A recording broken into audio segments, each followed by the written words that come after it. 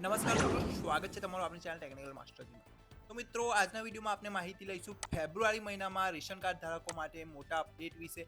મિત્રો, ફેબ્રુઆરી મહિનામાં જે મળવાપાત્ર જથ્થો છે એમાં મોટો ફેરફાર થઈ ચૂક્યો છે. હવે મિત્રો, આટલા રેશન કાર્ડ ધારકોને 35 કિલો મફત અનાજ આપવામાં આવશે. એપીએલ કાર્ડ, બીપીએલ કાર્ડ અને અંત્યોદય કાર્ડ કેટલું અનાજ મળવાનું છે, દરેકની માહિતી આપણે આ વિડીયોમાં લેવાના છે. એનો પરિપત્ર પણ જાહેર થઈ ચૂક્યો છે. પરિપત્ર પણ ક્યાંથી તમે ડાઉનલોડ કરી શકો છો એના વિશે આપણે આજના વિડીયોમાં માહિતી લેવાના છે. તો વિડીયો લાસ્ટ સુધી જોજો. ચેનલ પર નવા હોય તો ચેનલને પણ સબસ્ક્રાઇબ કરી લેજો. તો ચાલો મિત્રો, વિડીયોની શરૂઆત કરીએ. તો સૌથી પહેલાં તો આપણે મિત્રો જોઈએ કે જેટલા પણ રેશન કાર્ડ ધારકો પાસે અંત્યોદય અન્ન યોજનાનું રેશન કાર્ડ છે એ રેશન કાર્ડ ધારકોને ફેબ્રુઆરી મહિનામાં કેટલો જથ્થો મળશે. તો સૌથી પહેલાં વાત કરીએ આપણે કેન્દ્ર સરકાર તરફથી જે ફ્રીમાં જથ્થો આપવામાં આવે છે એના વિશે. તો સૌથી પહેલાં આપણે વાત કરીશું ઘઉંની. તો મિત્રો, જેમની પાસે અંત્યોદય રેશન કાર્ડ હોય એમને ફેબ્રુઆરી મહિનામાં 18 કિલો કાર્ડ દીઠ ઘઉં આપવામાં આવશે અને એ કોઈ પણ ચાર્જ વગર હશે, વિના મૂલ્યે. ત્યારબાદ આપણે ચોખા જોઈએ તો જે અંત્યોદય રેશન કાર્ડ ધારકો છે એમને 17 કિલો કાર્ડ દીઠ ચોખા આપવામાં આવશે, એ પણ વિના મૂલ્યે. તો આમ ટોટલ મિત્રો કેન્દ્ર સરકાર તરફથી ઘઉં અને ચોખા ટોટલ 18+17 એટલે કે 35 કિલો અનાજ અંત્યોદય રેશન કાર્ડ ધારકોને બિલકુલ મફત ફ્રીમાં આપવામાં આવશે. ત્યારબાદ મિત્રો આપણે આગળ વાત કરીએ કે જે રાજ્ય સરકાર દ્વારા આપવામાં આવતી વસ્તુઓ હોય જે તમને રાહત દરે આપવામાં આવે છે. તો સૌથી પહેલાં આપણે જોઈએ કે અંત્યોદય ખાંડ. તો જેમની પાસે અંત્યોદયનું કાર્ડ હોય એમને વ્યક્તિ દીઠ 350 ગ્રામ લેખે ખાંડ આપવામાં આવે છે. પરંતુ જો ઓછામાં ઓછી એક પણ વ્યક્તિ હોય તો એમને 1 કિલો ખાંડ આપવામાં આવે છે. એટલે કે તમારા રેશન કાર્ડમાં એક સભ્ય પણ હશે તો પણ તમને 1 કિલો કાર્ડ દીઠ ખાંડ આપવામાં આવશે. ત્યારબાદ તમારા 3 વ્યક્તિની ઉપર થશે ત્યારબાદ 350 ગ્રામ લેખે ખાંડ આપવામાં આવશે અને એનો ભાવ તમે જોઈ શકો છો 15 રૂપિયા કિલો. નેક્સ્ટ વાત કરીએ મિત્રો આપણે તુવેર દાળ. તો જે અંત્યોદય રેશન કાર્ડ ધારકો છે એમને 1 કિલો કાર્ડ દીઠ તુવેર દાળ આપવામાં આવશે. એનો ભાવ છે 50 રૂપિયા કિલો. તો મિત્રો, તુવેર દાળ ઘણી વખત આપવામાં આવતી હોય છે, ઘણી વખત આપવામાં આવતી હોતી નથી.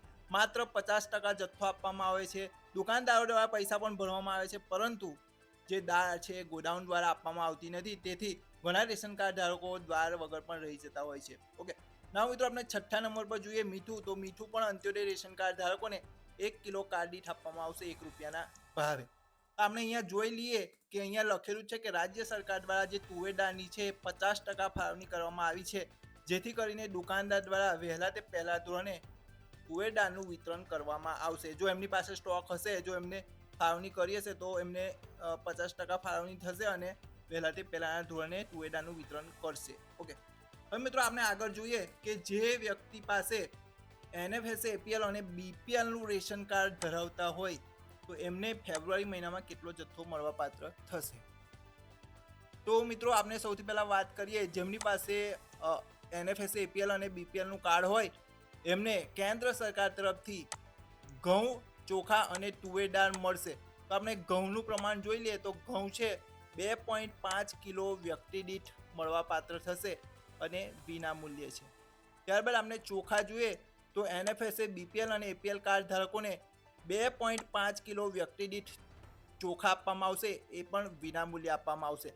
આમ મિત્રો, જે ચોખા અને ઘઉંનું પ્રમાણ છે એ સરખું કરી દેવામાં આવ્યું છે. 2.5 કિલો ટોટલ 5 કિલો વ્યક્તિ દીઠ અનાજ આપવામાં આવશે વિના મૂલ્યે. ત્યારબાદ અહીંયા જોઈ શકીએ છીએ તુવેર દાળ. મિત્રો, અહીંયા વિના મૂલ્યે નથી, અહીંયા 50 રૂપિયા ભાવ છે. ઓકે, અહીંયા ભૂલ થઈ ગઈ છે. ઓકે, તો અહીંયા જે તુવેર દાળ આપવામાં આવશે NFSA, BPL અને APL કાર્ડ ધારકોને 1 કિલો વ્યક્તિ દીઠ. જેમ મેં આગળ કહ્યું કે તુવેર દાળની ફાળવણી 50% થઈ છે તો વહેલા તે પહેલાના ધોરણે તમે તુવેર દાળ લઈ શકો છો. ત્યારબાદ આપણે વાત કરીએ જેમની પાસે BPL કાર્ડ ધારક હોય NFSA, BPL, એમને ખાંડ છે 350 ગ્રામ વ્યક્તિ દીઠ આપવામાં આવશે અને એનો ભાવ છે 22 રૂપિયા કિલો. ત્યારબાદ જે મીઠું છે દરેક રેશન કાર્ડ ધારક APL, BPL અને અંત્યોદય દરેકને મીઠું આપવામાં આવે છે 1 કિલો કાર્ડ દીઠ અને એનો 1 રૂપિયા ભાવ છે. બીજું કે મિત્રો, અહીંયા આપણે જેમ જોયું આગળ એમ કે રાજ્ય સરકાર દ્વારા જે તુવેર દાળની ફાળવણી છે 50% કરવામાં આવી છે તો વહેલા તે પહેલાના ધોરણે તુવેર દાળનું વિતરણ કરવામાં આવશે.